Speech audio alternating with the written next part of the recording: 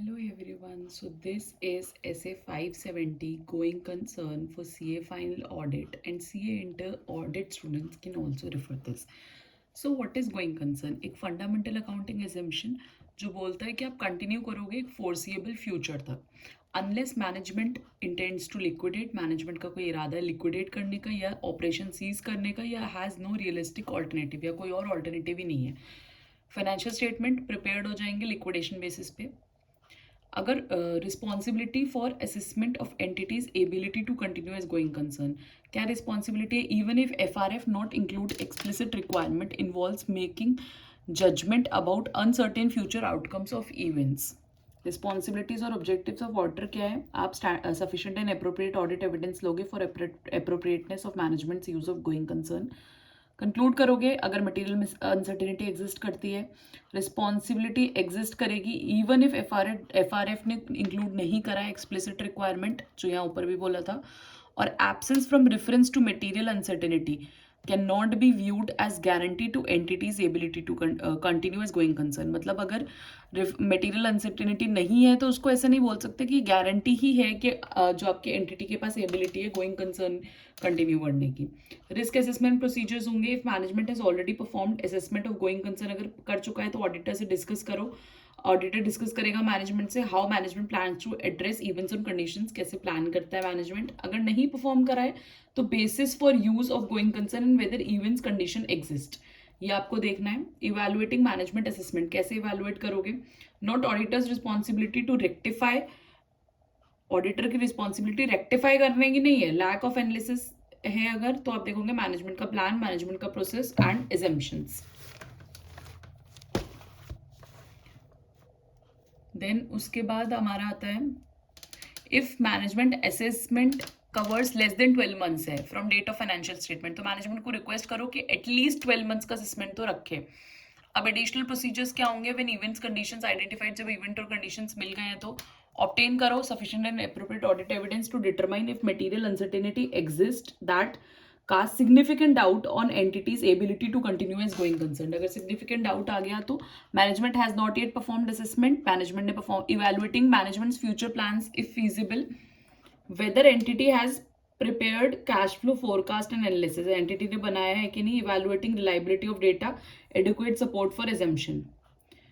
Plus आपको consider करना है additional information available, requesting written representation from management and TCWG regarding plans for future actions. Disclosures, events and conditions identified but material uncertainty अगर है exist करती है तो आप डिटरमाइन करो एडिक्वेटली डिस्क्लोज इवेंट्स और कंडीशंस हैं कि नहीं एंड मैनेजमेंट प्लान क्या है उनको डील करने का। Disclose clearly if material uncertainty, कोई disclosure includes management evaluation of significance of events of entity's ability to meet the obligation, कोई सिग्निफिकेंट जजमेंट है by management as part of assessment of ability to continue as going concern.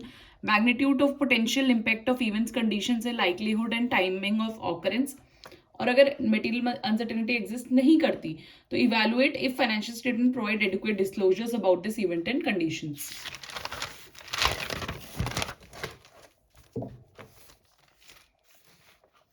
Then उसके बाद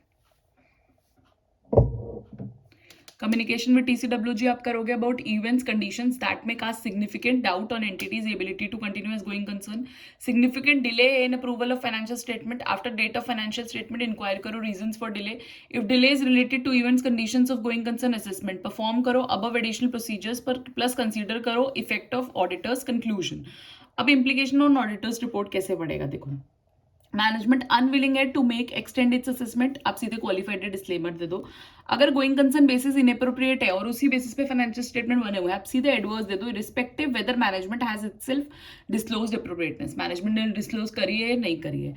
but अगर going concern appropriate है but material uncertainty exist करती है तो आप दो चीजें देख सकते हो। अगर एडुकेट डिस्क्लोजर मैनेजमेंट ने दे दिया है तो आप अनमोडिफाइड ओपिनियन दे दोगे सेपरेट सेक्शन में, मूर्ख material uncertainty related to going concern, ठीक है, to draw the attention to note in financial statement and disclose such matter, financial statement में एक नोट दे दोगे और state that events conditions indicate that material uncertainty exist and auditor's opinion is not modified for the matter, और आप बता दोगे कि भाई मटेरियल अनसर्टेनिटी है और ऑडिटर का जो ओपिनियन है वो मॉडिफाइड नहीं है इसके लिए।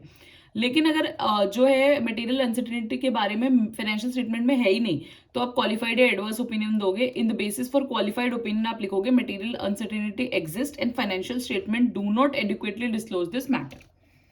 ठीक है, अब कुछ इंडिकेटर्स होते हैं जो सबसे पहले कुछ फाइनेंशियल इंडिकेटर्स होते हैं, इनको एक बार रीड कर सकते हैं। इनके बेसिस पे केस स्टडी क्वेश्चंस या एमसीक्यू क्वेश्चंस आएंगे, तो हमको आइडेंटिफाई करना होगा।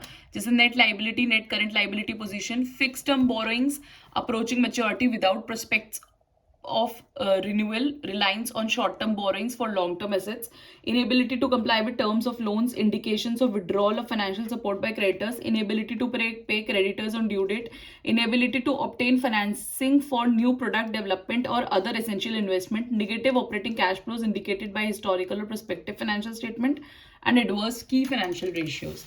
फिर कुछ आपके ऑपरेटिंग होंगे, management intention to liquidate, to cease operations, loss of key management without replacement, labor difficulties, shortage of important supplies, loss of major market, key customer, franchisee, license, principal supplier, या emergence of highly successful competitors।